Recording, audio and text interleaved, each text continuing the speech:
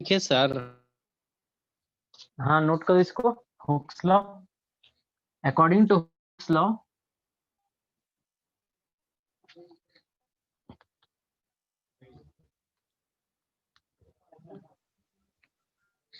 stress is directly proportional to hello sir. हाँ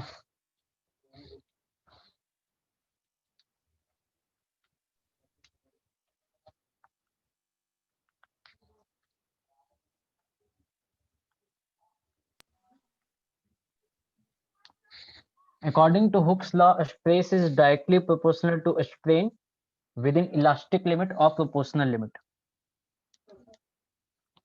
hello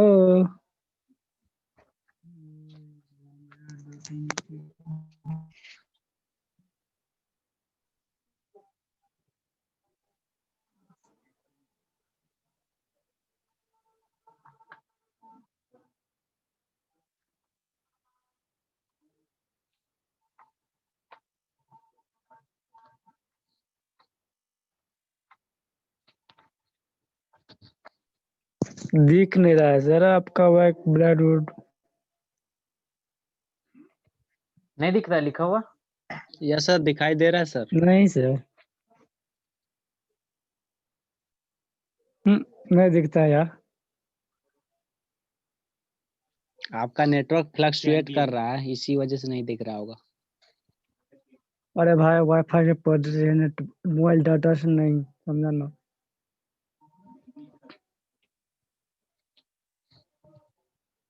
किसको किसको क्लियर नहीं दिख रहा है अभी? सर ठीक है। ठीक तो रहता ही है सर, लेकिन कभी कभी सर ब्लर हो जाता है। ब्लर होता होगा नेटवर्क प्रॉब्लम होने की वजह से। No sir. तो है नहीं नहीं, हम लोग का नेटवर्क प्रॉब्लम नहीं है। अरे सही है सर, एक का है तो वो अपना समझेगा सर।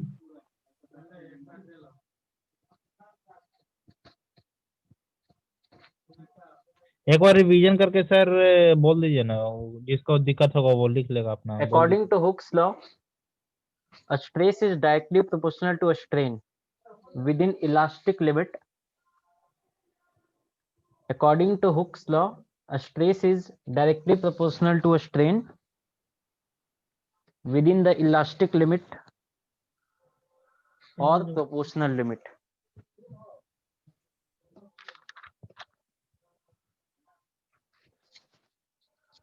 That is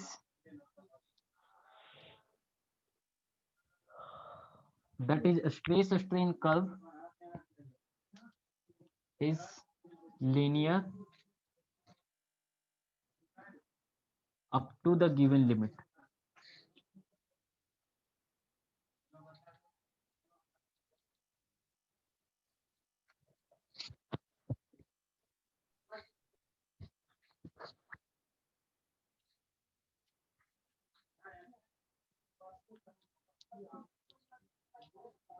हम ऑलरेडी बता चुके हैं कि लीनियर लिमिट या प्रोपोर्शनल लिमिट या फिर इलास्टिक लिमिट तक जो कर्व हमारा जाता है वो लीनियर जाता है। तो ये जो स्टेटमेंट है ये हुक्स, रॉबर्ट हुक ने दिया था, इसलिए उसको हम लोग हुक्स लॉ भी बोलते हैं। इसका मतलब क्या हुआ? Sigma is directly proportional to E.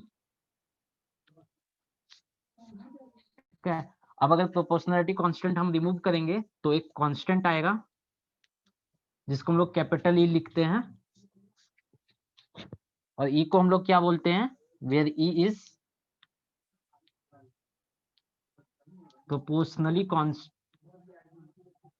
proportionality constant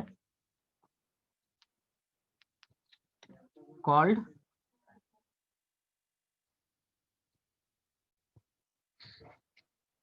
modulus of elasticity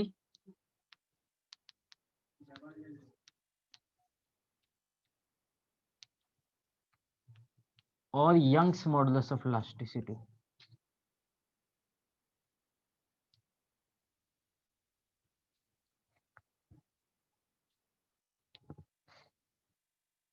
sir modulus of elasticity और यंग्स मॉडुलस ऑफ इलास्टिसिटी दोनों सेम होता है? हाँ, अगर यंग्स मॉडुलस ऑफ इलास्टिसिटी को ही हम लोग मॉडुलस ऑफ इलास्टिसिटी बोलते हैं।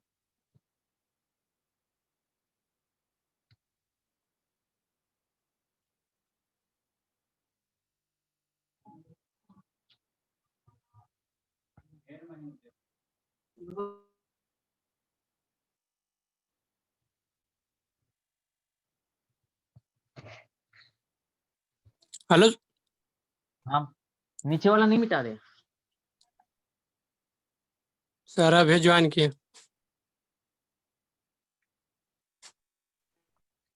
ठीक है, लिखो, ऊपर लिखवाए थे हुक्स लॉ, डेफिनेशन लिखवाए थे हुक्स लॉ किसको बोलते हैं। तो बोलिए। According to Hooke's law,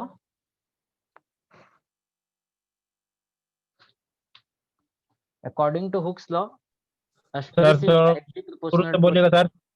hello, according according to Hooke's law. शुरू से सर। हाँ हाँ, हुक्स लॉ लिखवा दें। Yes sir. According to according to, Hooke's law, Hooke's वो तो लॉ। मिटा दिए जो बोला सर। हाँ हाँ हाँ, वही अरे है। जो लड़का का छूटा है सर उसको लिखवा रहा है, चुप कर रहे हो। अच्छा, ठीक ठीक ठीक। According to Hooke's law, a stress is directly proportional to a strain.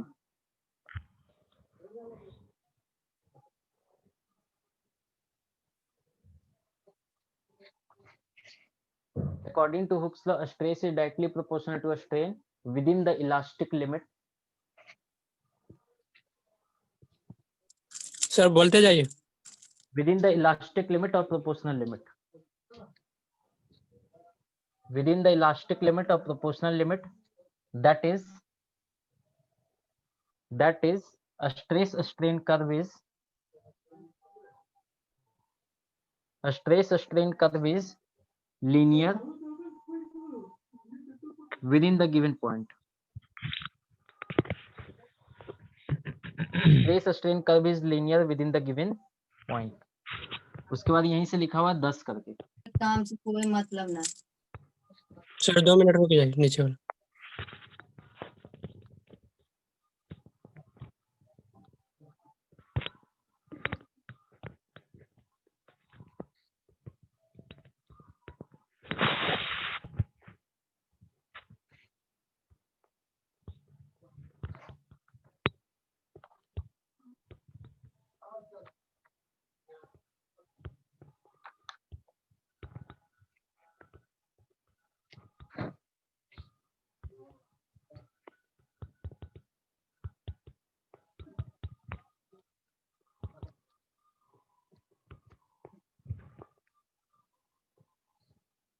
आगे लिखो इलास्टिक कांस्टेंट। हम लोग देखेंगे कि इसमें मेनली कौन कौन सा इलास्टिक कांस्टेंट आप लोग स्ट्रेंथ ऑफ मटेरियल में पढ़ते हैं, ये बहुत ही यूजफुल है।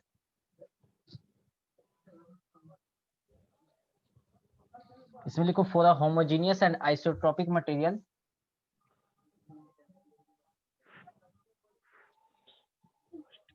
for a homogeneous and isotropic material,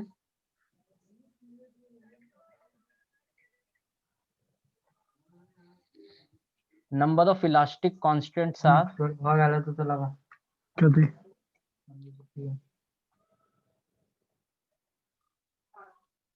number of elastic constant are 4. They are E,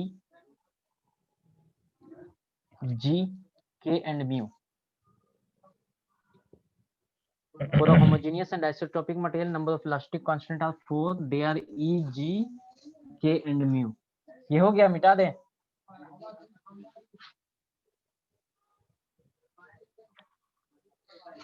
चलो एक एक करके हम लोग डेफिनेशन लिखते जाते हैं। E means modulus of elasticity.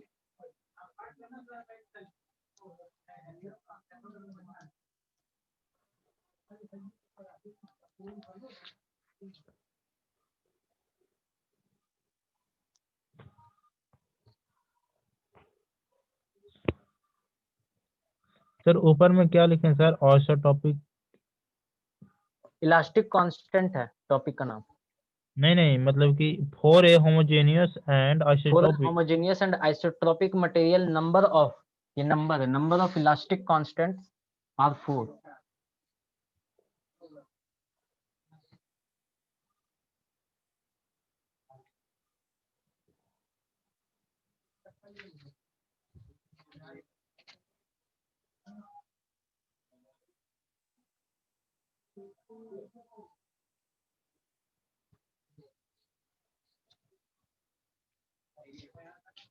सभी सभी लोग यहाँ तक पहले आ जाओ। आ गया हूँ सर। सभी लोग आ गए हो, कोई पीछे नहीं ना है? आ गए सर, आ गए सर। Yes sir. चलो ठीक है, अब देखते जाओ। मॉडुलस ऑफ इलास्टिसिटी देखो, 4 इलास्टिक कांस्टेंट है। कांस्टेंट मींस ये जो है इसका वैल्यू फिक्स होगा, इसका वैल्यू चेंज नहीं करेगा किसी भी मटेरियल के लिए। किसी मटेरियल के लिए ई का वैल्यू जो है, जी का वैल्यू जो होगा, के का होगा, म्यू का होगा, वो फिक्स होगा, वो चेंज नहीं करेगा। एक पार्टिकुलर मटेरियल के लिए इसका वैल्यू सेम रहता है। तो पहला हो गया हमारा मॉडुलस ऑफ इलास्टिसिटी, या इसी को हम लोग यंग्स मॉडुलस ऑफ इलास्टिसिटी बोलते हैं। देखो, up to the proportional limit, ठीक है। अभी तक हम हुक्स लॉ क्या बोलता है? Up to the proportional limit sigma is directly proportional to E, ठीक है। ये हुक्स लॉ हमको बोलता है। प्रोपोर्शनलिटी कांस्टेंट हटाते हैं तो मेरा कैपिटल ई आता है। मींस ई यहां से अगर हम निकालेंगे तो ई क्या हो जाएगा? Sigma upon E. सर, हाँ, यंग्स मॉडुलस ऑफ के बाद क्या है? Young's modulus of elasticity.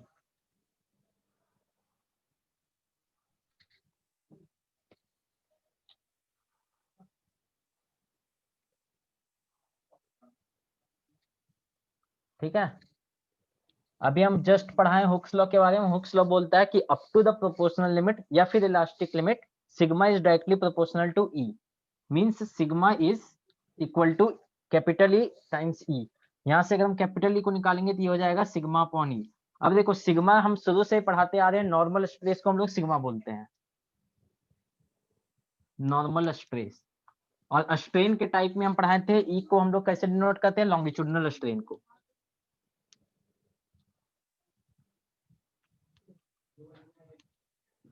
ठीक है, मींस ई को हम लोग डिफाइन कर सकते हैं ratio of normal stress and longitudinal strain. अगर कोई भी बॉडी है, अगर उसमें नॉर्मल स्ट्रेस लग रहा है और अगर उसमें लॉन्गिट्यूडिनल स्ट्रेन आ रहा है, तो उसके हम लोग रेशियो को बोलते हैं ई, मॉडुलस ऑफ इलास्टिसिटी या फिर यंग्स मॉडुलस ऑफ इलास्टिसिटी। तो इसे लिख सकते हैं 10, शॉर्ट में लिख रहे हैं, E is defined as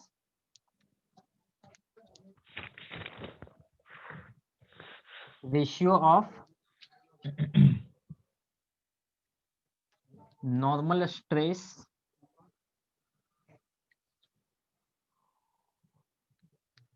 and longitudinal strain within the elastic limit.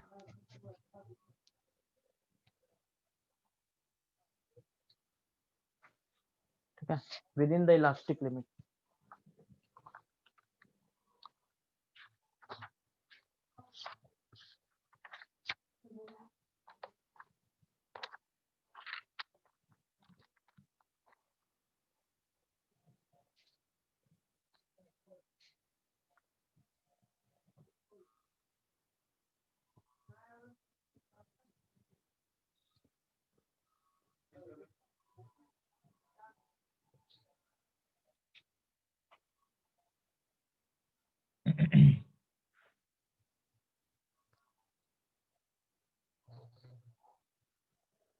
देखो, तो ई क्या हो गया हमारा? Ratio of normal stress upon the longitudinal strain. यही वाला मेरा कर्व था जो हम लोग बनाए थे टेंसाइल टेस्ट से। तो ये वाला जो है रीजन, ये लीनियर होता है, और ई हमारा क्या है? सिग्मा अपॉन ई।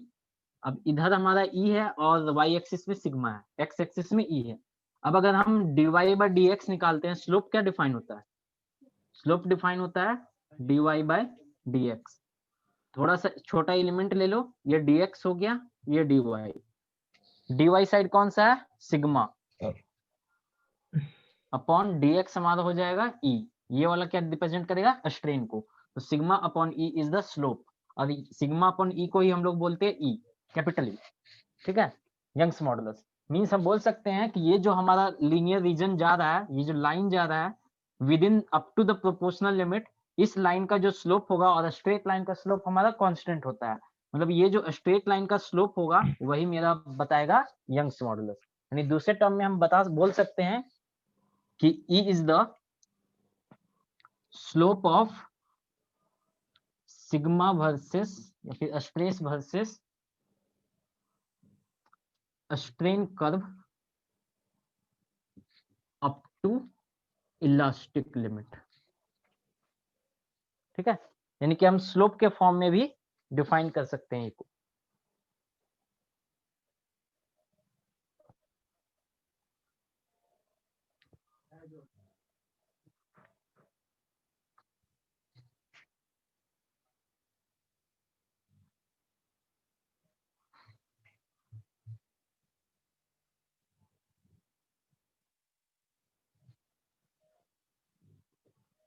देखो हम लोग और कैसे डिफाइन कर सकते हैं इसको, ये सारा ऑब्जेक्टिव क्वेश्चन बनेगा, इसलिए हम अलग अलग तरीका से डिफाइन कर ले रहे हैं। जितना ऑब्जेक्टिव पॉसिबिलिटीज है उतना तरीका से हम डिफाइन कर रहे हैं। अब देखो यहाँ पे हम देख रहे हैं E इक्वल टू क्या है, सिग्मा अपॉन E। ठीक है, E क्या होता है मेरा, स्ट्रेन। स्ट्रेन क्या डिफाइन होता है, डेल एल अपॉन एल, क्योंकि लॉन्गिट्यूडनल स्ट्रेन है। ये कौन सा, लॉन्गिट्यूडनल स्ट्रेन, तो लेंथ में जो चेंज आएगा अपॉन द ओरिजिनल लेंथ। ठीक है, अब मान लो कि E का वैल्यू 1 हो जाता है। ठीक है, E का वैल्यू 1 हो जाता है। E का वैल्यू 1 कब होगा, ये मान लेते हैं मेरा लेंथ है। हम अगर इसमें नॉर्मल स्ट्रेस लगाएं तो नॉर्मल स्ट्रेस लगाएंगे तो इसका लेंथ इंक्रीज करेगा, और मान लेते हैं इसका लेंथ कितना इंक्रीज करता है, ये L है। ठीक है, और जो लेंथ इंक्रीज किया वो मान लेते हैं डेल्टा L इंक्रीज किया, और ये जो लेंथ इंक्रीज किया ये ओरिजिनल लेंथ के बराबर था। ठीक है, ओरिजिनल लेंथ के मान लेते हैं, ये अगर मेरा 10 mm लेंथ है, ठीक है, तो ये 10 mm होगा, और जो इंक्रीज हुआ लेंथ में वो भी 10 mm हुआ। ठीक है, तो यहाँ पे means delta L is equal to L। जब डेल्टा L L हो जाएगा तो स्ट्रेन का वैल्यू क्या हो जाएगा, 1 होगा। तो अगर हमारा स्ट्रेन का वैल्यू 1 हो जाए, स्ट्रेन का वैल्यू कब 1 होगा, जब जो फाइनल लेंथ है वो ओरिजिनल लेंथ का डबल हो जाएगा। फाइनल लेंथ अगर यहाँ से यहाँ तक ये फाइनल लेंथ हो गया, मान लेते हैं ये LF। ठीक है, तो ये जो फाइनल लेंथ है it is 2 times the L, L plus L 2 times the L। ठीक है, तो यानी कि हम अगर बोल रहे हैं E equal to L means क्या हुआ, change in length equal to original length. या फिर हम बोल सकते हैं E इक्वल टू 1 मीन्स हमारा जो फाइनल लेंथ होगा equal to 2 times the original length.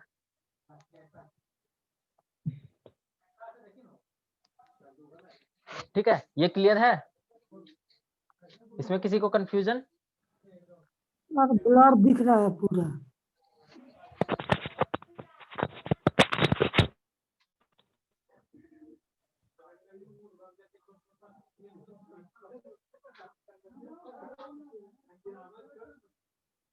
No sir, कोई कंफ्यूजन नहीं।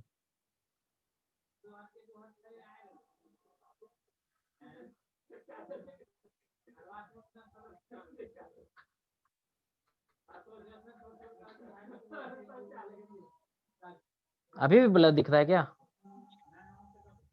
नो सर, अच्छा सही दिख रहा सर, शुरू सही है से ही। सर, ठीक दिख रहा है।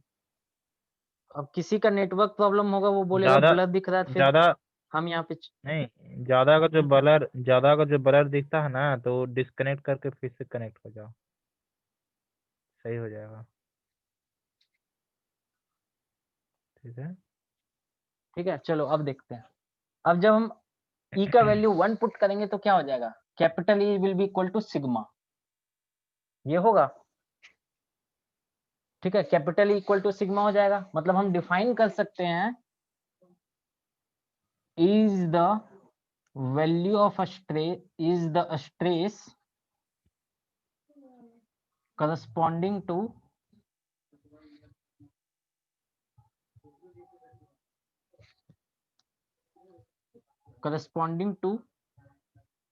unit strain। ठीक है, तो ई को हम लोग कैसे डिफाइन कर सकते हैं? E is the stress, stress का वो वैल्यू कब, जब हमारा यूनिट स्ट्रेन प्रोड्यूस हो रहा हो। यूनिट स्ट्रेन जब प्रोड्यूस होगा तो जो स्ट्रेस का वैल्यू होगा उसको हम लोग बोलेंगे यंग्स मॉडुलस। ठीक है,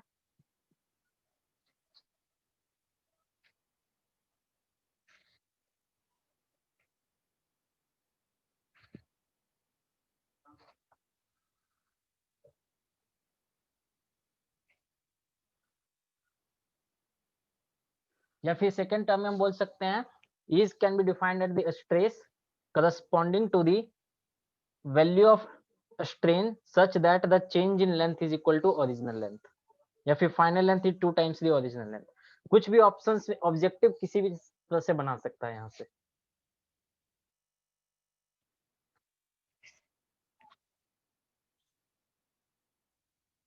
अब देखते हैं हम लोग unit of strain, unit of E, E का यूनिट क्या होगा? सर इक्वल टू क्या लिखे हैं? कहाँ पे?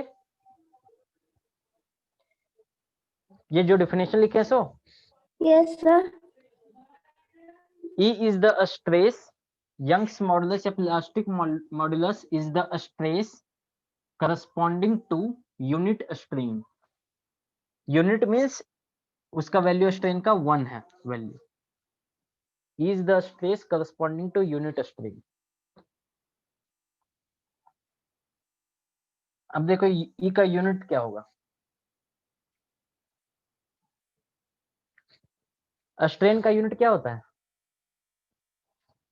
यूनिटलेस होता है सर। और सिग्मा का यूनिट स्ट्रेस का? न्यूटन प्रति एमएम स्क्वायर। न्यूटन पर एमएम स्क्वायर, इसको हम लोग 1 MPa बोलते हैं। ठीक है, यही जनरल यूनिट यूज होगा। यानी कि ई का यूनिट क्या होगा? जो सिग्मा का यूनिट होगा, क्योंकि ये तो यूनिटलेस है, तो ई का यूनिट स्ट्रेस के यूनिट के बराबर होगा। तो ई का यूनिट क्या होता है? MPa, mega pascal.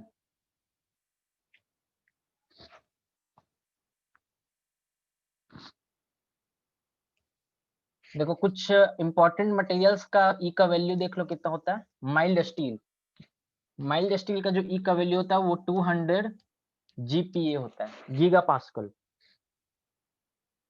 Giga pascal means इसको कर सकते हैं हम 200 इंटू 10⁹ पास्कल।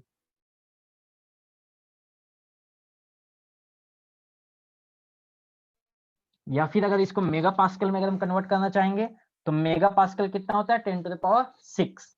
तो यहाँ से 10⁶ कैंसिल कर दो, ये हो जाएगा 200 इंटू 10⁻³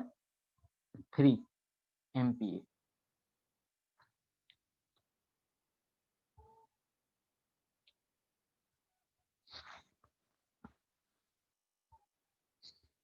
उसी तरह कास्ट आयरन का जो ई का वैल्यू होता है वो होता है 100 GPa।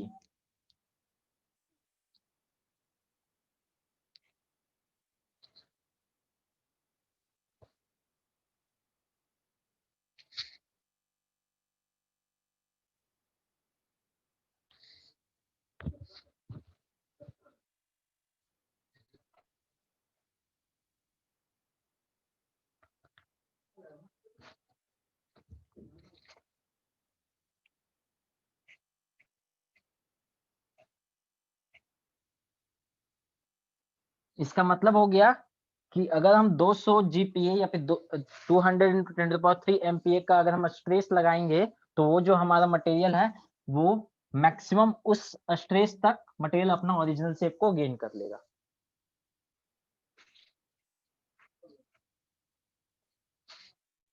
ठीक है, सेकंड हमारा है मॉडुलस ऑफ रिजिडिटी। ठीक है, हम ई, जी, के और म्यू लिखे थे, तो ई तो हमारा हो गया यंग्स मॉडुलस और ये हमारा हो जाता है जी, उसको हम लोग बोलते हैं मॉडुलस ऑफ रिजिडिटी।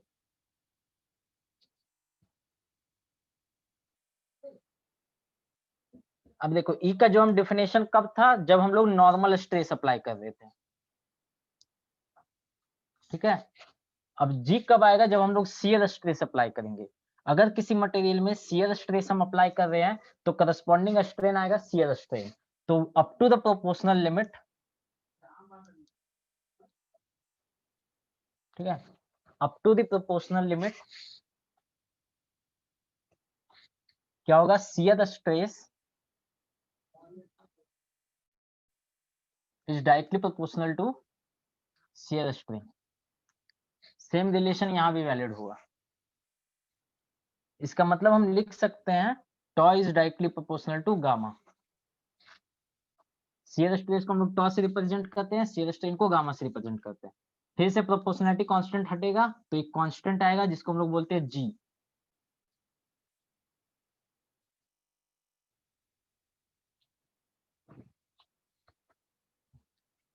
फिर यहाँ पे क्या करो, जी को एक्सट्रैक्ट करो, तो जी इक्वल टू क्या हो जाएगा, top on gamma means shear stress upon shear strain.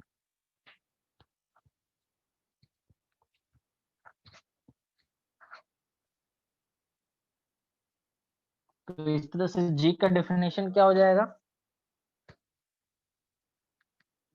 10 G is defined as ratio of shear stress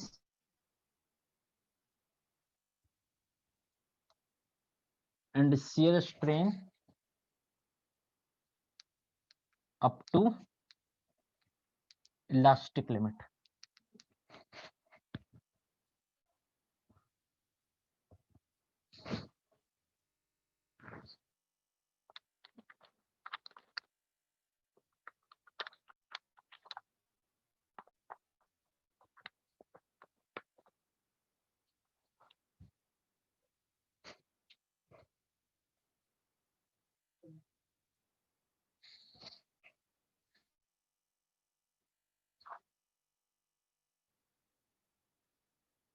again अगर यहाँ यूनिट की बात करेंगे तो इसका भी यूनिट क्या होगा, टॉप ऑन गामा। स्ट्रेन का यूनिट कुछ नहीं होता है, यूनिटलेस होता है। स्ट्रेस का यूनिट एमपीए मेगा पास्कल, तो जी का भी यूनिट मेरा मेगा पास्कल होगा।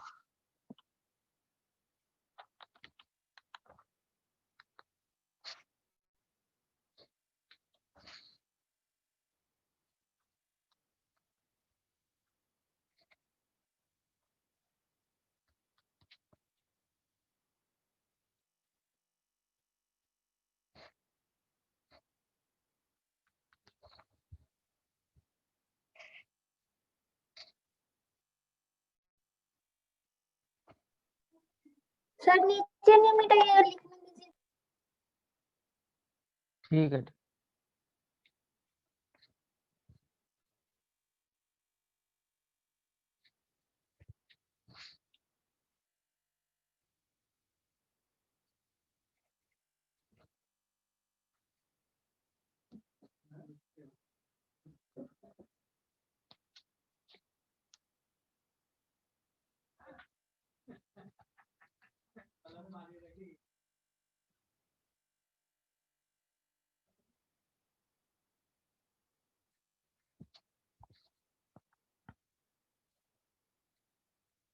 हो गया नोट। Yes sir. चलो देखो, हम कितने टाइप का स्ट्रेन बताए थे, नॉर्मल स्ट्रेन बताए थे। नॉर्मल के अंदर कौन कौन सा था, लॉन्गिट्यूडनल, ठीक है, दूसरा था हमारे पास लीनियर सॉरी लेटरल, और तीसरा था वॉल्यूमेट्रिक, और दूसरा इस साइड था शियर।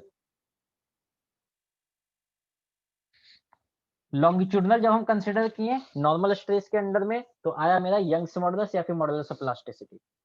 अब देखो अभी ये दो कंसीडर नहीं किए हम, शियर स्ट्रेन जब कंसीडर किए तो हमारा आ गया मॉडुलस ऑफ रिजिडिटी जी। अब बच रहा है मेरे पास दो चीज, लेटरल और वॉल्यूमेट्रिक। अब हम लोग वॉल्यूमेट्रिक की बात करते हैं। वॉल्यूमेट्रिक स्ट्रेन देखो कब आता है, ये अगर एक मेंबर है मेरा, अगर हम इसमें टेंसाइल लोड लगा रहे हैं नॉर्मल स्ट्रेस, तो क्या इसमें वॉल्यूमेट्रिक स्ट्रेन आएगा,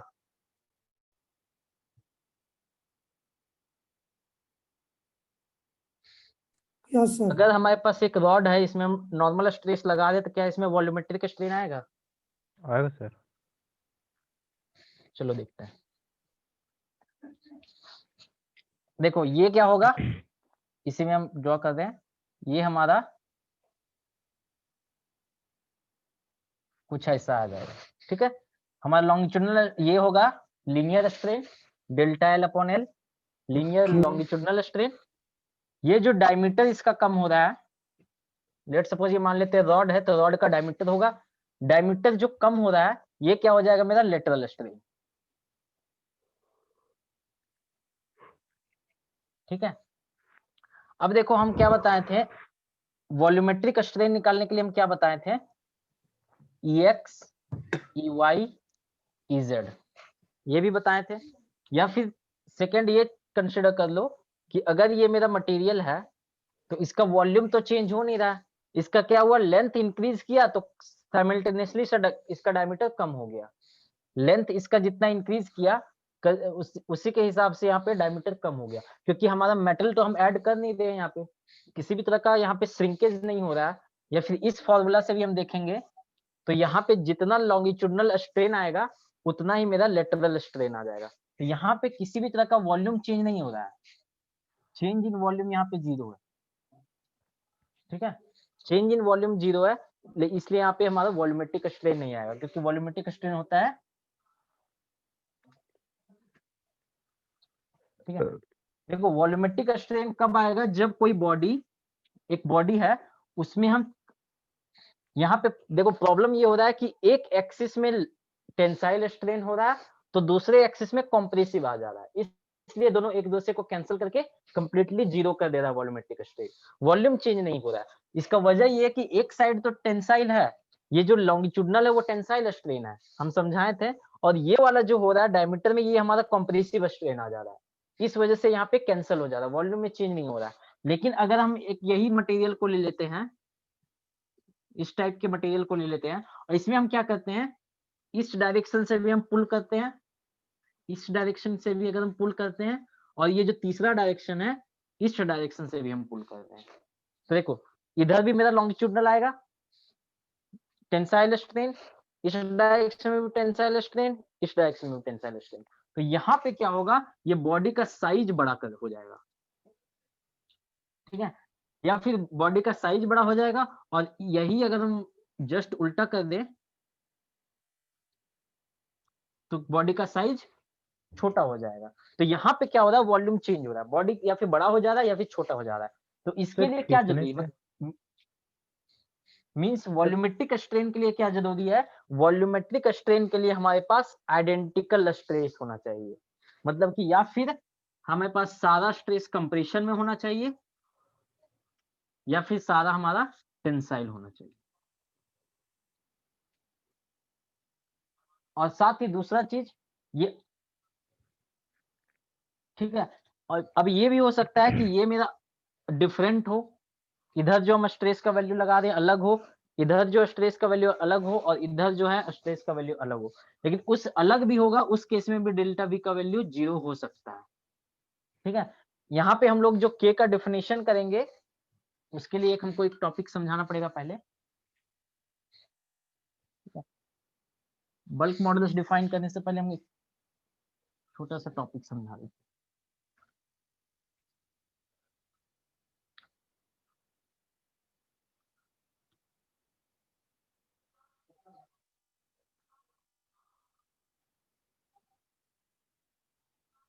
इसका पहले डेफिनेशन लिख लो, उसके बाद हम इसको पॉइजन्स रेशियो पढ़ेंगे ना, उसके बाद उस टॉपिक को हम समझाएंगे।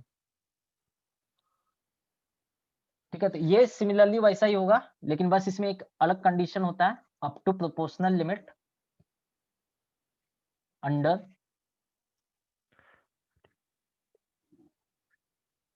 Identical stress in 3 perpendicular direction. ठीक है, इस कंडीशन को हम थोड़ा आगे समझाते हैं पॉइजन्स रेशियो डिफाइन करने के बाद। Under identical stress in 3 perpendicular direction क्या होगा हमारा, नॉर्मल स्ट्रेस जो है, क्योंकि वॉल्यूमेट्रिक स्ट्रेस कब आता है, जब हमारा नॉर्मल स्ट्रेन क्रिएट होगा। नॉर्मल स्ट्रेन कब क्रिएट होगा, जब नॉर्मल स्ट्रेस लगेगा। तो normal stress sigma directly proportional to volumetric strain, ठीक है। Up to the proportional limit sigma जो होगा नॉर्मल स्ट्रेस वो डायरेक्टली प्रोपोर्शनल होगा वॉल्यूमेट्रिक स्ट्रेन का। यहाँ पे प्रोपोर्शनलिटी कांस्टेंट हटेगा तो एक कांस्टेंट आएगा के, इसी को हम लोग बोलते हैं बल्क मॉडुलस। तो इसका डेफिनेशन क्या होगा, सिग्मा अपॉन ईबी। यहाँ पे हम लिख सकते हैं thus k is defined as ratio of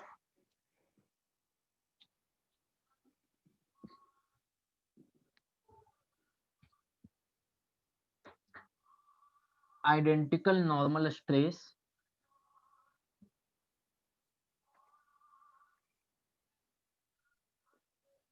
in three perpendicular direction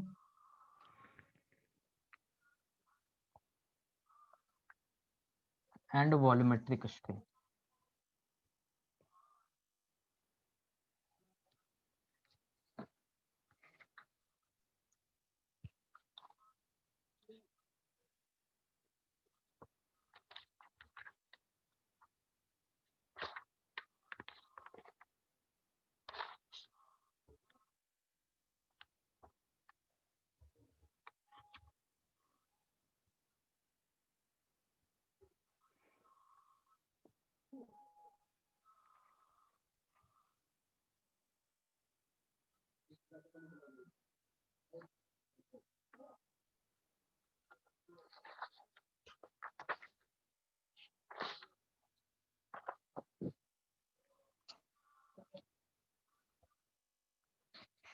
तो इसका भी यूनिट क्या होगा, सिग्मा के बराबर ही होगा एमपीए।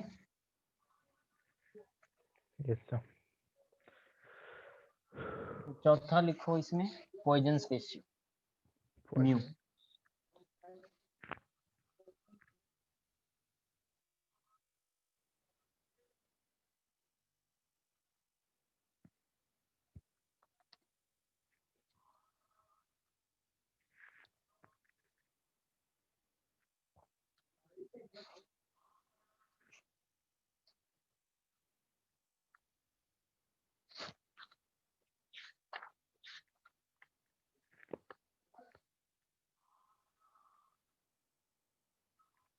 देखो it is defined as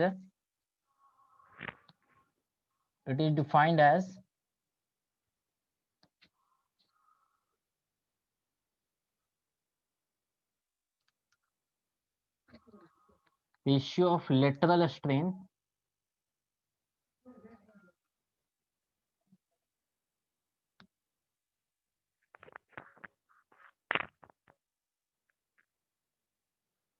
it is defined as ratio of lateral strain and longitudinal strain.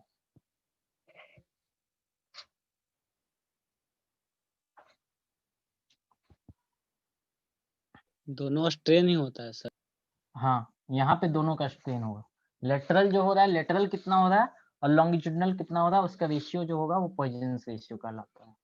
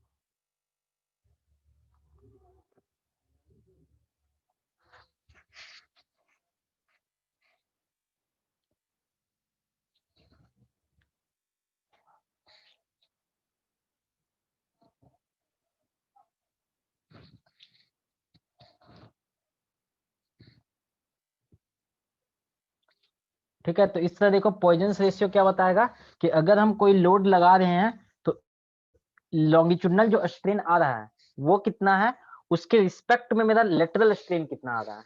ठीक है, तो ये बताता है मेरा म्यू का वैल्यू कि अगर एक डायरेक्शन में जो स्ट्रेन आ रहा है उसके करस्पॉन्डिंग परपेंडिकुलर डायरेक्शन में वो कितना स्ट्रेन आ रहा है।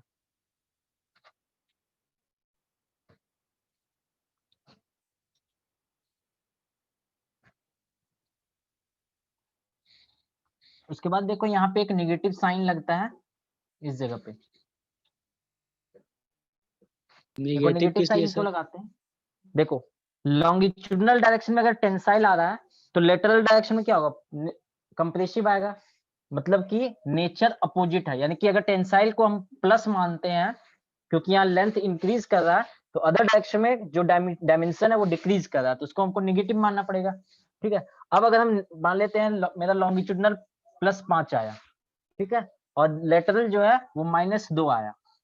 ठीक, तो यहाँ पे जब हम इसका रेशियो लेंगे तो ये म्यू का वैल्यू क्या आएगा, -5/2। लेकिन ये कांस्टेंट है, ये माइनस हो नहीं सकता है, तो माइनस नहीं हो सकता है तो हमको माइनस को अगर प्लस करना है तो हम ऑलरेडी अगर माइनस लगा देंगे, ये माइनस पहले से है और लेटरल अपॉन लॉन्गिट्यूडनल इसका रेशियो माइनस में आ रहा है, तो माइनस माइनस प्लस कर देगा तो ये प्लस बन जाएगा। ठीक है, क्योंकि यहाँ पे देखो दोनों का नेचर अलग अलग है। लॉन्गिट्यूडनल अगर मेरा पॉजिटिव है तो लेटरल जो है वो निगेटिव होगा, ये अगर निगेटिव है तो ये वाला पॉजिटिव होगा। लेकिन इसका जो वैल्यू होता है ये पॉजिटिव होता है, तो इसको अगर पॉजिटिव बनाना है तो नेगेटिव साइन लगाना पड़ेगा।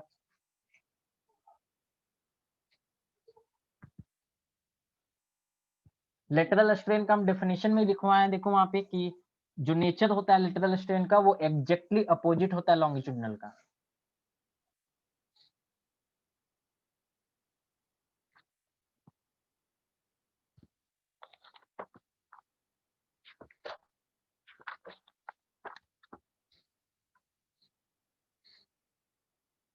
ठीक है, अब देखो कुछ मटेरियल्स है उसका वैल्यू हम लिख देते हैं। पॉइजन रेशियो का फिक्स वैल्यू होता है, जितना भी हम बताएं ई, ये जो 4 कांस्टेंट है इसको हम लोग इलास्टिक कांस्टेंट बोलते हैं। ठीक है, ये सारा का वैल्यू एक पर्टिकुलर मटेरियल के लिए फिक्स होता है।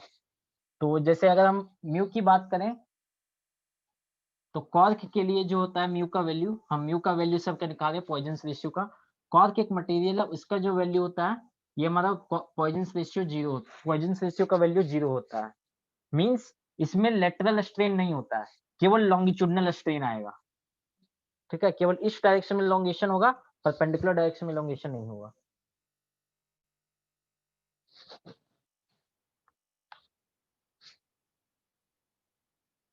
फिर देखो मेटल्स का जनरली 1/2 to 1/3 होता है वैल्यू।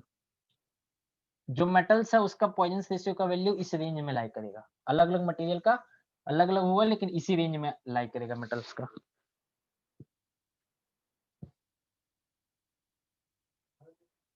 फिर रबर का जो होता है वो 0.5 होता है।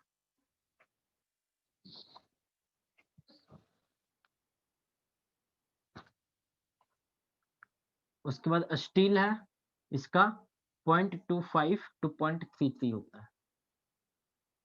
ठीक है, और कास्ट आयरन का 0.23 to 0.27 होता है। देखो ये इसका जो वैल्यू है म्यू का, ये हमेशा 0 to 0.5 होगा।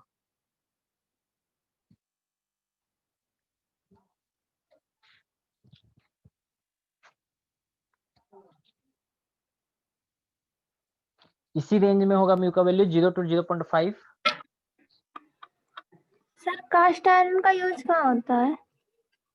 कास्ट आयरन का यूज देखो कोई भी मशीन बेड जो होता है, देखो कास्ट आयरन का सबसे इंपॉर्टेंट प्रॉपर्टी होता है वो वाइब्रेशन को डैम्प कर लेता है। मतलब अगर कोई मशीन चल रहा है तो अगर वो मशीन चल रहा है तो वाइब्रेशन आएगा, वाइब्रेशन आएगा तो वो मशीन का जो वाइब्रेशन है वो उसको अपने अंदर एब्जॉर्ब कर लेगा। कास्ट आयरन का ये सबसे बड़ा प्रॉपर्टी होता है। तो कोई भी जो मशीन का बेड होता है, जैसे लेथ मशीन देखना, अगर लेथ मशीन कॉलेज में देखे होगे या फिर आगे देखोगे, बड़ा बड़ा जो भी मशीन है उसका जो बेड होता है, उसका जो फ्लोर होता है, मेन उसका जो बेस होता है जिसपे पूरा मशीन का सेटअप रहता है, वो हमारा कास्ट आयरन का बना हुआ रहता है। आगे हम लोग जो फेरस एलॉयज पढ़ेंगे एमईएम में, उसमें सबसे यही टॉपिक स्टार्ट होगा, कास्ट वाला। उसमें हम लोग देखेंगे इसका क्या क्या प्रॉपर्टी होता है। इसका सबसे इंपॉर्टेंट प्रॉपर्टी होता है ये हमारा वाइब्रेशन को डैम्प कर लेता है, इसलिए बड़ा बड़ा जो स्ट्रक्चर होता है मशीन सबका वो हमारा जिसमें वाइब्रेशंस का चांसेस बहुत ज्यादा रहता है वो कास्ट आयरन का बना हुआ रहता है।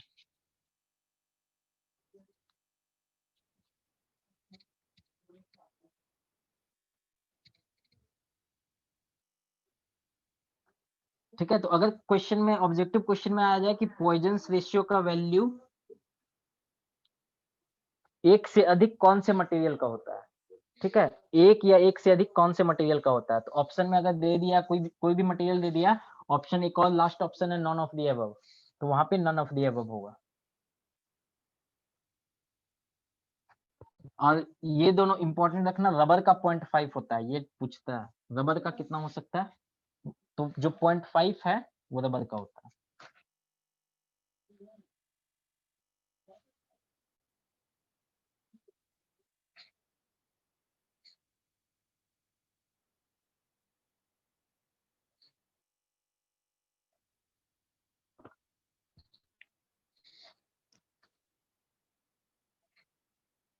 अब देखो हम लोग ये 4 इंपॉर्टेंट इलास्टिक कांस्टेंट हो गया, एक नीचे और पॉइंट लिख लो। हम सबसे पहले देखो जब इलास्टिक कांस्टेंट पढ़ा रहे होंगे तो वहां पे लिखे हैं number of elastic constant is 4, वहां पे 4 होता है, लेकिन एक पॉइंट लिखो नंबर ऑफ इंडिपेंडेंट,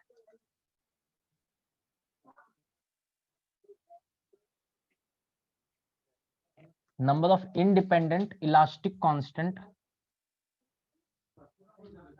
इज 2।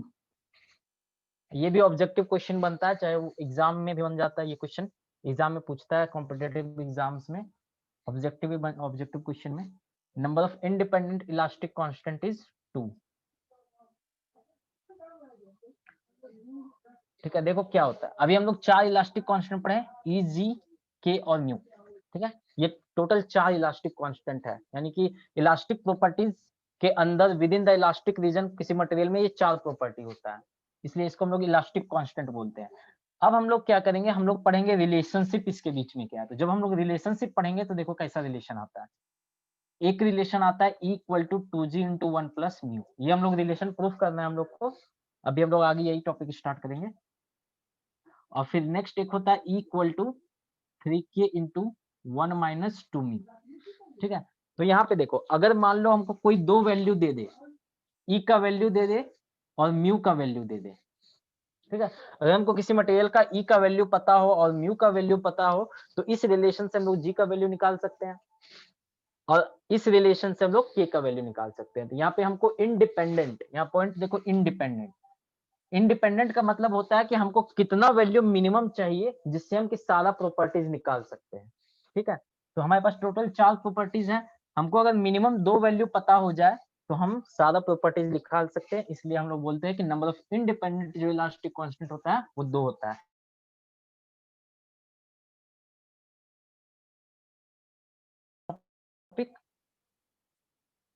उसी तरह होमोजीनियस एंड आइसोट्रोपिक मटेरियल के लिए,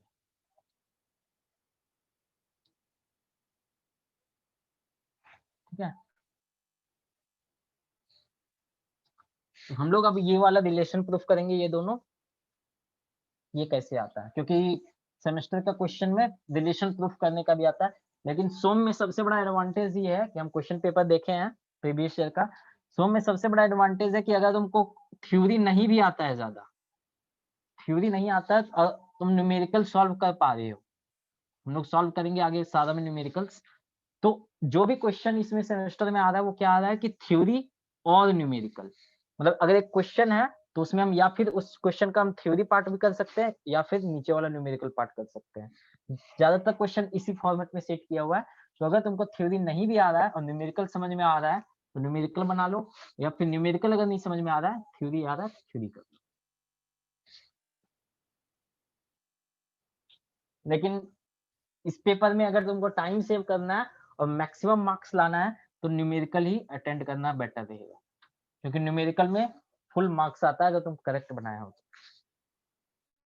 लेकिन थ्योरी में तुम कितना भी बेटर लिख लो फुल मार्क्स नहीं देने वाला है, एग्जामिनर थ्योरी में फुल मार्क्स देता ही नहीं, 10 मार्क्स का है तो 6 मार्क्स का है तो वो 5 ही देगा, 6 नहीं देगा, लेकिन न्यूमेरिकल में 6 का है तो 6 आएगा।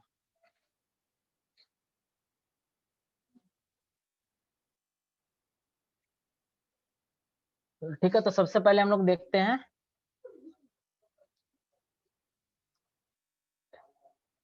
Relation between E and K।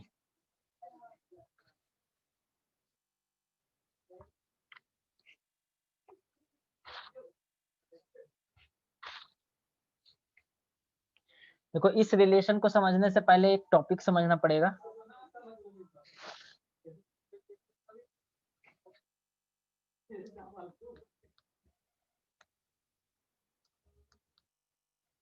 Volumetric strain under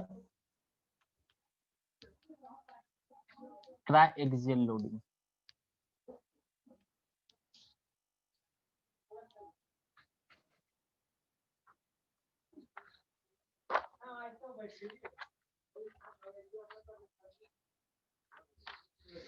ठीक है, ये रिलेशन को देखो। ट्राइएक्सियल लोडिंग क्या होता है? देखो, टोटल 3 तरह का लोडिंग होता है। एक होता है यूनिएक्सियल, दूसरा होता है बायएक्सियल, और थर्ड होता है ट्राइएक्सियल।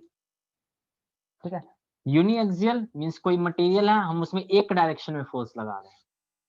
ठीक है, यूनि मींस एक डायरेक्शन में अगर हम लोडिंग कर रहे हैं तो उसको हम लोग बोलते हैं यूनिएक्सियल। बायएक्सियल हमारा 2 डायरेक्शन में लोड लगेगा, एक्स और वाई।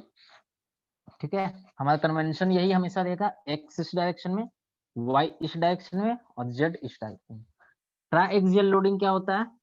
एक अगर मटेरियल है तो उसमें एक्स डायरेक्शन, वाई डायरेक्शन और जेड डायरेक्शन में भी लोडिंग होगा। तो ये हमारा ट्राइएक्सियल लोडिंग है। अब देखो, वॉल्यूम चेंज होने के लिए वॉल्यूमेट्रिक स्ट्रेन हमारा ये तीनों केसेस में आ सकता है, लेकिन हम के जो डिफाइन करते हैं, जो हम लोग बल्क मॉडुलस डिफाइन करते हैं, वो एक स्पेशल कंडीशन में ही डिफाइन होता है, हर एक केस में डिफाइन नहीं हो सकता है bulk modulus. Bulk modulus define करने के लिए वॉल्यूमेट्रिक स्ट्रेन का होना जरूरी है, जो कि हर एक केस में आएगा। ठीक है, लेकिन उसके लिए के को डिफाइन करने के लिए एक स्पेशल कंडीशन है कि हमारा जो स्ट्रेस होना चाहिए वो आइडेंटिकल होना चाहिए। Identical means equal. Identical means देखो, इक्वल भी होता है एंड सेम नेचर का होना चाहिए। ठीक है, इसलिए हम यहाँ पे इक्वल नहीं लिख रहे, इक्वल स्ट्रेसेस हम देखो नहीं लिखे, हम मेरा टर्म यूज किया हुआ आइडेंटिकल। आइडेंटिकल मींस हो गया इक्वल तो होना ही चाहिए मैग्नीट्यूड में, लेकिन उसका नेचर भी सेम होना चाहिए। नेचर मींस अगर टेंसाइल है तो सारा स्ट्रेस टेंसाइल होना चाहिए, और अगर कंप्रेसिव है तो सारा स्ट्रेस कंप्रेसिव होना चाहिए। ठीक है, अब देखो, के का डेफिनेशन केवल इसमें वैलिड है। ठीक? अगर हम इसी में लोडिंग को कुछ ऐसा कर दें, कुछ टेंसाइल कर दें, कुछ कंप्रेसिव कर दें, ठीक है, जैसे ये वाला देखो कंप्रेसिव है, ये वाला कंप्रेसिव या टेंसाइल है, तो हम लोग इसमें के को डिफाइन नहीं कर सकते हैं। के का जो वैल्यू निकाला गया किसी मटेरियल के लिए, वो तब निकाला गया जब कोई मटेरियल आइडेंटिकल स्ट्रेस से सब्जेक्टेड हो। मतलब कि ये सारा इक्वल होना चाहिए, सारा सिग्मा होना चाहिए, मतलब सारा का वैल्यू अगर 10 है तो 10 ही होगा सारा का वैल्यू, और साथ ही नेचर उसका सेम होगा। मीन्स अगर कंप्रेसिव है तो कंप्रेसिव होगा, टेंसाइल है तो टेंसाइल होगा। अदर के लिए अगर हमको कुछ कंडीशन, अदर के लिए ये वाला वैलिड नहीं है। ये हमेशा वैलिड होगा जब आइडेंटिकल या फिर इक्वल, आइडेंटिकल हमारा स्ट्रेस होगा। तो अब देखो, इसका सबसे ज्यादा यूज देखो कहाँ पे होता है। इसका सबसे ज्यादा यूज ना सॉलिड मटेरियल में नहीं होता है, इसका सबसे ज्यादा यूज लिक्विड में होता है। क्यों? क्योंकि देखो, जब तुम लोग पढ़ोगे पता चलेगा कि जब किसी मटेरियल को, किसी भी अगर सॉलिड को लिक्विड में अगर हम सबमर्ज्ड कर देते हैं तो उसमें एक हाइड्रोस्टेटिक फोर्सेस लगता है, मींस उसमें प्रेशर फोर्स लगता है। ठीक है, पानी के अंदर कोई मटेरियल के अंदर प्रेशर फोर्स लगता है। वो जो प्रेशर फोर्स होता है, एक लॉ होता है पास्कल लॉ, हो सकता है फिजिक्स में पढ़े होगे। पास्कल लॉ बोलता है कि ऑल डायरेक्शन में जो प्रेशर आएगा, प्रेशर जो होगा वो किसी एक पॉइंट पे, ठीक है, पूरी बॉडी पे नहीं, किसी एक पॉइंट पे जो प्रेशर का वैल्यू होगा वो हर एक डायरेक्शन से मेरा सेम होगा, इक्वल होगा। ठीक है, तो यहाँ पे देखो नेचर क्या है, सारा कॉम्प्रेसिव नेचर का है। ठीक है, और सारा इक्वल है। तो ऐसे जगह में हमको अगर इस मटेरियल का वॉल्यूमेट्रिक चेंज निकालना हो तो हम लोग वहां पे के का यूज कर सकते हैं। तो Okay. इसलिए इसका यूज हम लोग कब करेंगे, जब हमारा आइडेंटिकल स्ट्रेस होगा, या फिर उसको दूसरा नाम हम लोग दे सकते हैं हाइड्रोस्टैटिक स्ट्रेसेस। ठीक है, हाइड्रोस्टैटिक मींस लिक्विड में सबमर्ज्ड है, उस टाइम एक पॉइंट पे अगर कोई फोर्स लग रहा है चारों डायरेक्शन से, तो पास्कल लॉ बोलता है कि सारा फोर्सेस, सारा जो प्रेशर होगा वो इक्वल होगा। इक्वल होगा सर। तो हमेशा ध्यान में रखना, के का यूज हम लोग तभी करेंगे, के का रिलेशन हम लोग तभी यूज करेंगे जब तीनों डायरेक्शन से हमारा फोर्सेज आ रहा हो और सारा इक्वल हो और सेम नेचर का हो। ठीक है, तो ये यूनिएक्सियल, बायएक्सियल, ट्राइएक्सियल समझ में आ गया। एक Yes, एक्सिस के हम यूनिएक्सियल, दो एक्सिस के हम बायएक्सियल, और तीनों डायरेक्शन से अगर आ रहा है फोर्सेस तो वो ट्राइएक्सियल। तो हम लोग ट्राइएक्सियल लोडिंग में वॉल्यूम चेंज की बात करेंगे। और ठीक है, एक हम लोग जनरलाइज्ड स्टेटमेंट अभी तैयार करते हैं, उसके बाद हम देखेंगे कि तीनों स्ट्रेसेस को हम तीनों डायरेक्शन में स्ट्रेसेस को इक्वल कर देंगे तो फिर क्या होगा।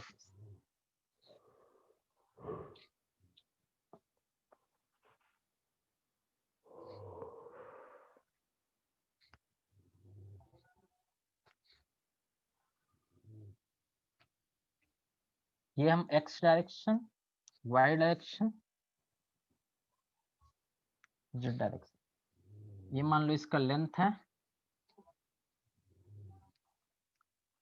ये विड्थ हो गया और ये हाइट हो जाएगा। तो वॉल्यूमेट्रिक स्ट्रेन का फॉर्मूला क्या था, Ex, Ey, Ez। चलो अब यहाँ पे हम एक टेबल बनाते हैं।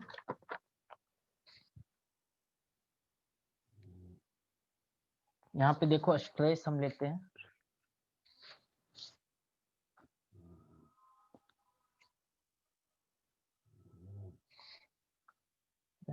इस मटेरियल को हम क्या कर दिए, तीनों डायरेक्शन से एक्स डायरेक्शन में मान लेते हैं हम px फोर्स लगाते हैं। ठीक है, px लोड हम लगाए एक्स डायरेक्शन में, py लोड लगाए y डायरेक्शन में, और pz लोड लगाए हम z डायरेक्शन में। तीनों डायरेक्शन में हम लोग लोड लगाते हैं। ठीक है,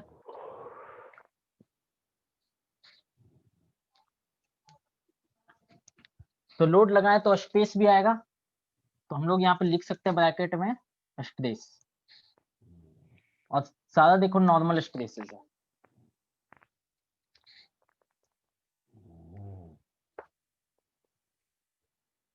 फोर्स लगाए, इस एरिया से हम डिवाइड कर देंगे तो स्ट्रेस आ जाएगा। इस डायरेक्शन में जो हम लोग फोर्स लगाए हैं,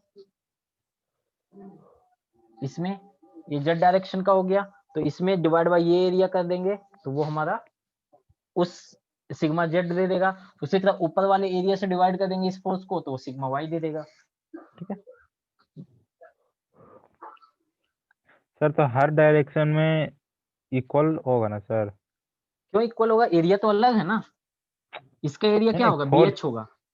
नहीं, फोर्स भी हम अलग अलग लगा रहे हैं, अभी हम जनरलाइज्ड स्टेटमेंट दे रहे हैं। ठीक है, अभी हम इक्वल नहीं कर रहे हैं, अभी हम ये सबको इक्वल नहीं कर रहे हैं, हम एक जनरलाइज्ड फॉर्मूला तैयार करेंगे, उसमें हम sigma X equal to sigma Y equal to sigma Z put कर देंगे। ठीक है, तो हम लोग को देखो निकालना, हमारा फोकस यहाँ पे है, हमको वॉल्यूमेट्रिक स्ट्रेन चाहिए। तो वॉल्यूमेट्रिक स्ट्रेन निकालने के लिए हमको चाहिए ये strain in X direction, strain in Y direction, strain in Z direction. ठीक है, तो स्ट्रेस लिख रही है, डायरेक्शन हम लिख रहे हैं एक्स डायरेक्शन, वाई डायरेक्शन और जेड डायरेक्शन।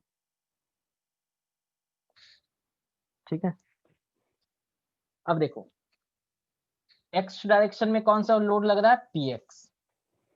ठीक, और ये वाला मेरा एरिया है। तो अगर हम इसको यहाँ पे दिखाएं तो कुछ ऐसा दिखा सकते हैं 2D में, तो फिर इसको सिग्मा एक्स लिख देते हैं और इस साइड भी सिग्मा एक्स। ठीक है, ये वाला एक्स डायरेक्शन में लोड लग रहा है, एरिया क्या है, ये बी है और ये हमारे एच है।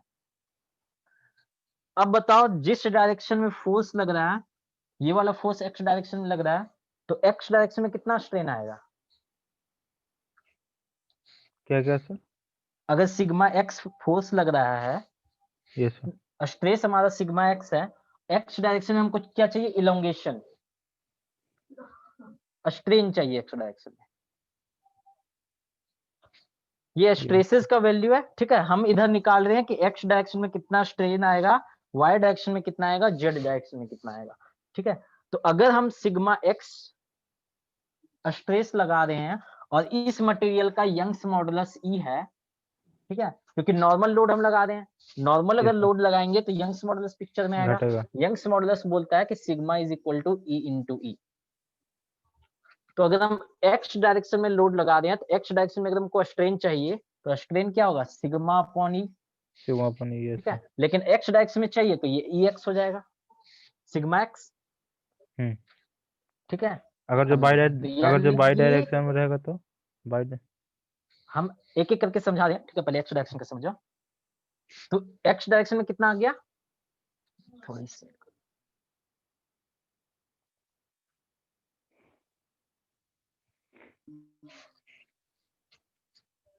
ये आ जाएगा सिग्मा एक्स अपॉन ई,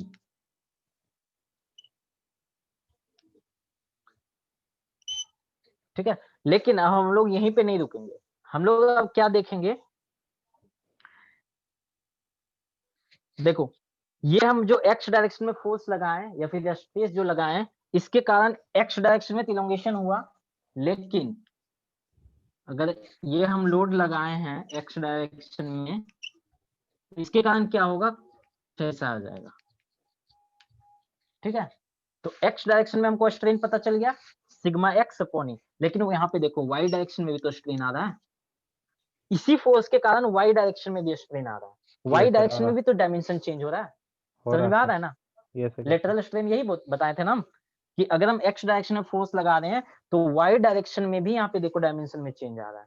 तो ये मींस चेंज अगर डायमेंशन में आ रहा है मींस स्ट्रेन आया है। तो हमारा क्या हो जाएगा, एक्स डायरेक्शन में हम लोड लगाएं तो वाई डायरेक्शन में क्या स्ट्रेन आएगा। अब देखो इसको निकालने का पॉइजन्स रेशियो हम क्या डिफाइन करते हैं, लेटरल स्ट्रेन बटा लॉन्गिट्यूडिनल स्ट्रेन। स्ट्रेन। तो जब हम एक्स डायरेक्शन में फोर्स लगाएं तो एक्स डायरेक्शन में जो स्ट्रेन आया वो कितना आया, sigma X upon E. Sigma X upon E. तो यानी लॉन्गिट्यूडिनल स्ट्रेन कितना हो गया, सिग्मा एक्स अपॉन ई, ठीक है। यहाँ पे याद रखना माइनस साइन होगा, क्योंकि अगर ये टेंसाइल है तो इसमें जो डायरेक्शन में कॉम्प्रेसिव आएगा, नेगेटिव साइन हम रखेंगे। तो यहाँ पे हम लिख सकते हैं म्यू इक्वल टू, हमको क्या चाहिए, ये वाला एक्स डायरेक्शन में और ये वाला वाई डायरेक्शन, हमको वाई डायरेक्शन में स्ट्रेन चाहिए, कितना आ रहा है। तो वो क्या हो जाएगा, म्यू टाइम्स लॉन्गिट्यूडिनल स्ट्रेन होगा, म्यू टाइम्स ये हो गया मेरा ई एक्स, ठीक है, ये होगा। इस पॉइंट में समझ में आ रहा है किसी को, कोई कंफ्यूजन है तो बताओ भाई, किसी को भी कंफ्यूजन है यहाँ पे तो बताओ। लॉन्गिट्यूडिनल स्ट्रेस कितना लिए सर, नीचे वाला 1? नहीं 1 अभी हम कुछ नहीं लिए, देखो हम एक्स डायरेक्शन में लोड लगा रहे हैं, अभी हम केवल एक्स डायरेक्शन का समझ रहे हैं। अगर हम एक्स डायरेक्शन में लगा रहे हैं तो एक्स डायरेक्शन में जो स्ट्रेन आया वो उसको हम लोग कहते हैं, जिस डायरेक्शन में लोड लगा रहे हैं, जिस डायरेक्शन में स्ट्रेस लगा रहे हैं, उस डायरेक्शन में जो स्ट्रेन आता है उसको हम लोग बोलते हैं लॉन्गिट्यूडिनल स्ट्रेन, और जो परपेंडिकुलर डायरेक्शन में आता है उसको हम लोग बोलते हैं लेटरल स्ट्रेन, ठीक है। Yes sir. तो लॉन्गिट्यूडिनल स्ट्रेन मेरा कितना निकल गया, sigma X upon E, sigma X upon ई, इस यही मेरा ई एक्स हो गया, ठीक है। Yes sir. तो जो परपेंडिकुलर डायरेक्शन में जो स्ट्रेन आएगा वो कितना आएगा, अगर परपेंडिकुलर डायरेक्शन में स्ट्रेन निकालना है तो हम लोग जानते हैं म्यू इक्वल टू होता है lateral strain upon longitudinal strain. तो अगर हमको लॉन्गिट्यूड, तो लेटरल स्ट्रेन कितना हो जाएगा, mu times the longitudinal strain, yes sir. ठीक है। अब देखो mu times the E X, और ये लॉन्गिट्यूडिनल स्ट्रेन हमको कितना पता है, sigma X upon E, sigma upon X E, yes sir. तो लिख सकते हैं mu into sigma X upon E, means Y direction में जो स्ट्रेन आ रहा है वो आ रहा है mu times the sigma X upon E with the negative sign, क्योंकि ये वाला अगर टेंसाइल है तो ये इस डायरेक्शन में कॉम्प्रेशन होगा, अगर ये वाला मेरा टेंसाइल है तो इस डायरेक्शन में क्या होगा, कॉम्प्रेशन होगा, तो इसलिए नेगेटिव। Yes sir. यहाँ पे किसी को कंफ्यूजन है तो अभी पूछो, No, अभी हम क्लियर कर देंगे, क्योंकि ये वाला बहुत इंपॉर्टेंट है, बहुत सारा क्वेश्चन में म्यू का कंसेप्ट यूज करने, म्यू का यही कंसेप्ट है। अगर हमको लॉन्गिट्यूडनल डायरेक्शन में पता है तो इस डायरेक्शन में कितना कंप्रेशन, इस डायरेक्शन में कितना स्ट्रेन आ रहा है, वो निकालने के लिए हम लोग ये टेक्निक यूज कर रहे हैं। किसी को कुछ प्रॉब्लम सब समझ में आ रहा है या फिर नहीं आ रहा, बताओ यहाँ पे। आ रहा सर। और बाकी स्टूडेंट को क्या हुआ, सब क्लास छोड़ के चला गया क्या? नहीं सर। बोलता क्यों नहीं? सर थोड़ा सा हमको डाउट लग रहा है। तो इतना बोलना कम चाहिए। स्टूडेंट, 4-5 ही हो तुम लोग। Hello sir. हाँ पूछो, क्या डाउट है? Sir mu into sigma x, थोड़ा सा हमको एक तो और समझा दीजिए ना। देखो सिंपल सा बात है, हम लोग अगर इस डायरेक्शन में फोर्स लगा रहे हैं, इस डायरेक्शन में कितना फोर्स लगा रहे हैं, सिग्मा एक्स, ठीक है? Yes sir. तो इसके कारण क्या होगा, कुछ ऐसा होगा, यस सर। घटेगा, ठीक एरिया है? उसका घटेगा यानी ना, इसलिए लेंथ क्या हो घटेगा। रहा है, बढ़ रहा है। जिस एरिया घट डायरेक्शन में रहा हम फोर्स लगा रहे हैं उस डायरेक्शन में मेरा लेंथ बढ़ रहा है, यानी लॉन्गिट्यूडनल स्ट्रेन आ रहा है इधर। हाँ और सर। लॉन्गिट्यूडनल स्ट्रेन हम लोग कैसे निकालते हैं, देखो sigma is equal to E into E, ये रिलेशन हम पढ़ाए हैं हुक्स लॉ, यस सर। ठीक है? ये क्या है, ये यहाँ पे लॉन्गिट्यूडनल स्ट्रेन होता है, देखो हम डेफिनेशन में लिखवा है। तो लॉन्गिट्यूडनल स्ट्रेन क्या हो जाएगा, सिग्मा अपॉन ई, लेकिन हमको एक्स डायरेक्शन में चाहिए तो ये वाला एक्स हो जाएगा। अच्छा ठीक है सर। लेकिन एट द सेम टाइम ये वाला भी तो आ रहा है, कंप्रेशन। ये वाला कंप्रेशन हो रहा है, ये भी तो साइज कम हो रहा है, यस सर। ठीक है? और अगर हमको परपेंडिकुलर डायरेक्शन में कोई डायमेंशन चेंज हो रहा है, उसको हम लोग बोलते हैं लेटरल स्ट्रेन, ठीक है? यस और sir. Lateral strain longitudinal strain को रिलेट कौन करता है, म्यू। म्यू का डेफिनेशन होता है lateral strain upon longitudinal strain. Yes sir. अब हमको चाहिए ये वाला डायमेंशन में कितना स्ट्रेन आ रहा है, एक्स डायरेक्शन में तो पता चल गया, लेकिन ये वाला कौन सा है, वाई डायरेक्शन, वाई डायरेक्शन में कितना आ रहा है, मीन्स हमको चाहिए लेटरल स्ट्रेन। तो लेटरल स्ट्रेन इक्वल टू क्या लिख सकते हैं, mu times the longitudinal strain, yes sir. ठीक है? Yes sir. इसको इधर ले आओ, यानी हाँ mu sir. Times the longitudinal strain. हाँ सर अब और समझ लॉन्गिट्यूडनल स्ट्रेन तो देखो अभी हम निकाले, हाँ सर समझ में आ गया, लॉन्गिट्यूडनल अब आ स्ट्रेन गया।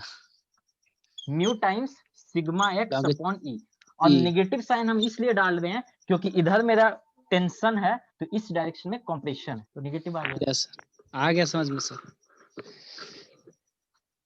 अभी आया। उसी तरह से तीसरा डायरेक्शन में भी तो होगा, क्योंकि ये हमारा 2 डायमेंशन का बॉडी नहीं है, 3 डायमेंशन का बॉडी है। तो जिस तरह से सिग्मा एक्स के कारण वाई डायरेक्शन में लेटरल स्ट्रेन आया, उसी तरह से जेड डायरेक्शन में भी लेटरल स्ट्रेन आएगा, क्योंकि यहाँ 3 परपेंडिकुलर डायरेक्शन है। Yes sir. अगर एक्स के रिस्पेक्ट में हम वाई को देखेंगे तो परपेंडिकुलर डायरेक्शन, एक्स के रिस्पेक्ट में जेड को भी देखेंगे तो ये परपेंडिकुलर डायरेक्शन है। यानी कि अगर इसमें हम स्ट्रेस लगा रहे हैं तो इसमें भी तो मेरा लेटरल स्ट्रेन आएगा, यस सर। ठीक है? तो इसमें जो लेटरल स्ट्रेन होगा वो कितना होगा, फिर से यही होगा mu times sigma X upon E, फिर से नेगेटिव Yes. साइन, क्योंकि हमेशा परपेंडिकुलर डायरेक्शन में उस डायरेक्शन में जो स्ट्रेन आ रहा है उसका उल्टा आएगा नेचर का, तो negative mu sigma X by. Clear है? Yes sir. इसका मतलब हो गया कि अगर हम एक डायरेक्शन में कोई स्ट्रेस लगा रहे हैं तो उसके कारण तीनों डायरेक्शन में मेरा स्ट्रेन आएगा, ठीक? अब Yes, देखो ये एक्स वाला हो गया, अब सेकंड केस लो वाई डायरेक्शन। वाई डायरेक्शन क्या है, सिग्मा वाई। वाई डायरेक्शन में हम क्या लगा रहे हैं, सिग्मा वाई, ठीक है? तो जिस डायरेक्शन में हम स्ट्रेस लगा रहे हैं उस डायरेक्शन में लॉन्गिट्यूडनल स्ट्रेन आएगा, यस सर। ठीक है? लॉन्गिट्यूडनल स्ट्रेन क्या होता है, स्ट्रेस अपॉन ई, अच्छा यानी वाई डायरेक्शन में मेरा लॉन्गिट्यूडनल स्ट्रेन आएगा, इस वक्त सिग्मा वाई बटा ई यहाँ पे होगा, यस सर। ठीक है? तो उसी तरह से एक्स डायरेक्शन और जेड डायरेक्शन में क्या हो जाएगा, mu times sigma Y by E, yes sir. यहाँ भी mu times sigma Y by with the negative sign, ठीक है? क्योंकि हमारा ये वाला पॉजिटिव है, टेंसाइल है, इस डायरेक्शन में टेंशन हो रहा है, तो अदर दो साइड में कंप्रेशन आएगा, ठीक है? Yes sir. उसी तरह से अब देखो जेड डायरेक्शन में, जेड डायरेक्शन में उसी तरह क्या होगा, अगर हम जेड डायरेक्शन लगाएंगे तो जेड डायरेक्शन में सिग्मा सिग्मा जेड जेड बटा बटा ई ई। आएगा, और ये सब में म्यू टाइम्स सिग्मा जेड बटा ई, और यहाँ पे minus mu minus times sigma sigma Z Z बटा ई। अपॉन ए। ठीक है, यानी कि Yes, अगर हम एक्स डायरेक्शन में देखें स्ट्रेन, एक्स डायरेक्शन में क्या आ रहा है, ये तीनों का सम, वाई डायरेक्शन में ये तीनों का सम, जेड डायरेक्शन में टोटल स्ट्रेन ये तीनों का सम। Yes sir. ठीक है, तो EX क्या हो जाएगा, EX मेरा हो जाएगा means strain in X direction, ये प्लस ये प्लस ये, वाई डायरेक्शन में ये प्लस ये प्लस ये, और जेड डायरेक्शन में ये प्लस ये प्लस ये। क्लियर? यस सर, तो सब में म्यू कॉमा ले लेंगे। हाँ हाँ हाँ, तो एक पहले ये यहाँ तक नोट कर लो।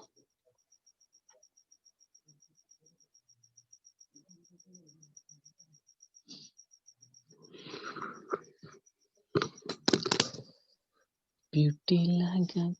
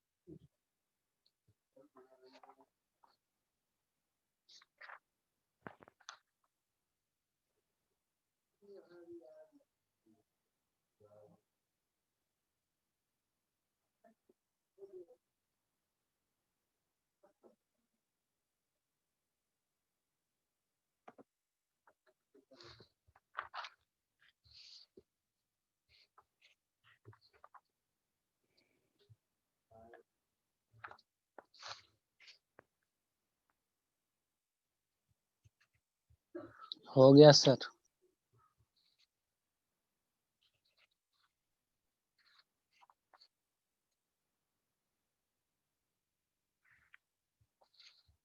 चलिए ये टॉपिक फिनिश करके छोड़ देंगे। ठीक है, अभी अधूरा छोड़ देंगे, फिर नेक्स्ट क्लास में दिक्कत हो जाएगा। ठीक है, तो टोटल स्ट्रेन देखो, एक्स डायरेक्शन में टोटल स्ट्रेन क्या होगा, total strain in X direction EX, ये तीनों को जोड़ दो, sigma X upon E minus mu times sigma X upon E, sorry mu times sigma Y upon E minus mu times sigma Z upon E. ऐसे ही वो EY क्या हो जाएगा, sigma Y upon E minus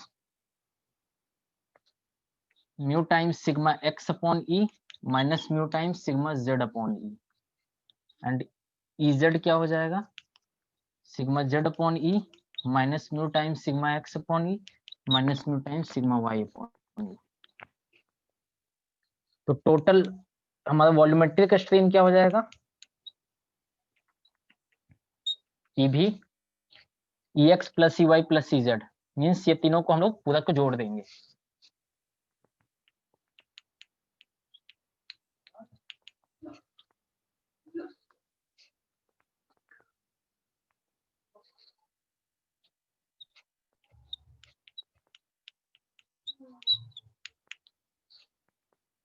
चलो देखो थोड़ा कैसे जोड़ दे, sigma X upon E minus mu time sigma X upon E minus mu time sigma X, ये तीनों को जोड़ेंगे, क्योंकि सादा को अगर हम जोड़ेंगे तो उसमें सिग्मा एक्स वाले को एक जगह ले आओ। ठीक है, तो sigma X upon E minus mu time sigma X upon E minus mu time sigma X upon E, तो सिग्मा एक्स अपॉन ई अगर हम कॉमन ले लेंगे तो यहाँ पे बच जाएगा 1, यहाँ पे बच जाएगा माइनस म्यू, यहाँ बच जाएगा माइनस म्यू, यानी 1 माइनस म्यू 1 माइनस 2 म्यू। ठीक है, उसी तरह से plus sigma Y upon E 1 minus 2 mu plus sigma Z upon E 1 minus 2 mu. अब इसमें क्या करो, 1 minus two mu, 1 minus two mu, 1 minus two mu को कॉमन ले लेते हैं और ई को भी कॉमन ले लेते हैं। तो 1 minus two mu upon E, अंदर बच जाएगा sigma X, sigma Y, sigma Z. किसी को नहीं समझ में आया होगा ये पॉइंट तो पूछो। कुछ नहीं, ऐड करके कॉमन लिए हम।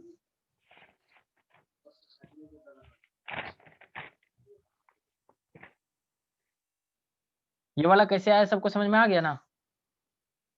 Yes sir. सर इन सब में ऐड कैसे किए? देखो ये तीनों को, ये तीनों और ये तीनों सबको ऐड करना है हमको। तो हम क्या किए, सिग्मा एक्स वाले टर्म को पहले ले लिए। तो यहाँ पे क्या सिग्मा एक्स अपॉन ई है, यहाँ पे mu times sigma X upon E, और यहाँ पे mu times sigma X upon E. तो देखो यहाँ sigma X upon E minus mu times sigma X upon E minus mu times sigma X upon E. ठीक है, इसी तरह से plus sigma Y upon E minus mu times sigma Y upon E minus mu times sigma Y upon E, सारा आएगा। तो एक को हम दिखाते देखो कैसे किए। ये वाला सारा एक्स वाला हम एक साथ कर दिए, सिग्मा एक्स वाला हम सारे एक साथ ले आए। अब यहाँ पे हम सिग्मा एक्स अपॉन ई को कॉमन लेंगे, तो यहाँ पे क्या बचेगा 1, यहाँ पे बचेगा माइनस म्यू, यहाँ पे बचेगा माइनस म्यू। ठीक है, तो ये हो जाएगा 1 माइनस टू म्यू और आगे मेरा सिग्मा एक्स अपॉन ई। ठीक है, sigma X upon E 1 minus two mu. उसी तरह सारा सिग्मा वाई वाले टर्म को हम लोग एक साथ लाएंगे, तो हमारा हो जाएगा sigma Y upon E 1 minus two mu. उसी तरह सिग्मा जेड वाला टर्म को एक साथ लाएंगे, तो sigma Z upon E 1 minus two mu. अब क्या किया हम, 1 माइनस टू म्यू को और ई को, ये तीनों को कॉमन ले लिए। तो 1 माइनस टू म्यू बाहर आ गया, ई बाहर आ गया नीचे। अब यहाँ पे देखो, जब हम 1 माइनस टू म्यू को कॉमन ले लिए तो बच गया सिग्मा एक्स, यहाँ पे बच गया सिग्मा वाई, यहाँ पे बच गया सिग्मा जेड। तो 1 minus two mu upon E sigma X, sigma Y, sigma Z. समझ में आ गया? Yes yes sir.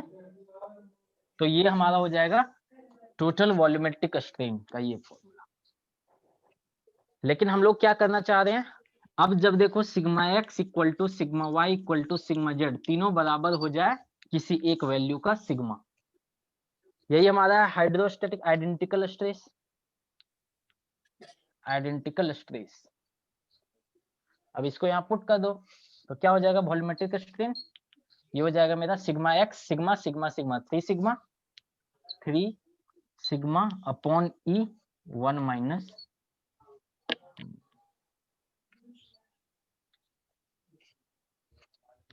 ठीक है,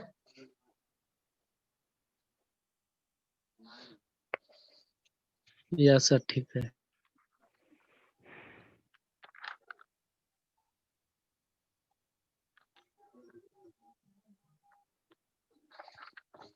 चलो क्विकली थोड़ा सा और बचा है, कंप्लीट हो जाएगा रिलेशन। ये रिलेशन बिटवीन ई एंड के, हमारा टॉपिक यही है। अब देखो के डिफाइन क्या होता है, सिग्मा अपॉन ई।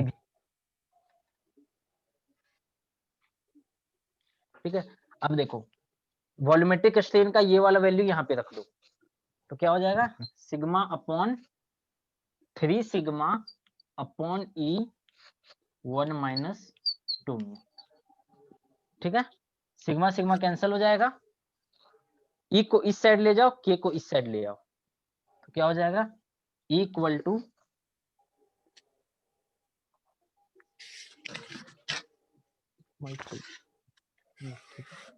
ठीक है, तो ई वाला मेरा ऊपर चला जाएगा, यहां से इसको सॉल्व कर लेंगे तो यहाँ पे आ जाएगा 1 माइनस 2 म्यू। क्लियर है, ये वाला ई ऊपर चला जाएगा और ये 1 माइनस 2 म्यू इस साइड आ जाएगा और ये 3 भी इस साइड आ जाएगा, तो बच जाएगा ई इक्वल टू 3 के इंटू 1 माइनस 2 म्यू। यही है मेरा रिलेशन बिटवीन ई एंड के।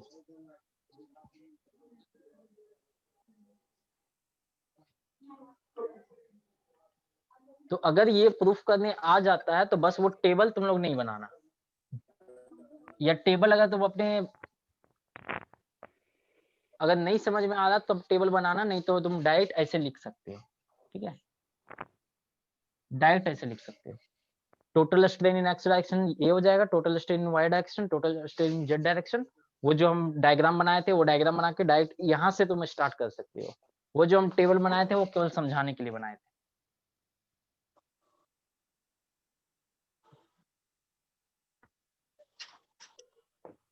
RBND कीजिए सर, हो गया।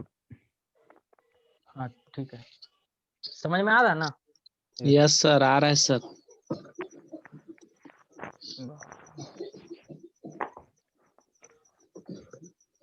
चलो ठीक है, एंड कर। ठीक है sir. Thank you good sir. Night sir.